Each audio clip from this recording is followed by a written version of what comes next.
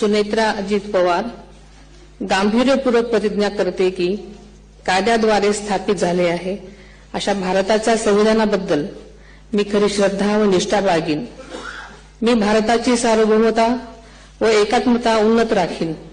मी महाराष्ट्र राज्याची उपमुख्यमंत्री म्हणून माझी कामे निष्ठापूर्वक व सद्विवेक बुद्धीने पार पाडेन आणि संविधान व कायदा यानुसार सर्व तऱ्हेच्या लोकांना मी गांभीर्यपणे व निपक्षपातीपणे तसेच कोणाच्याही विषयी ममत्वभाव किंवा आकस न बाळगता न्याय्य वागणूक देईन।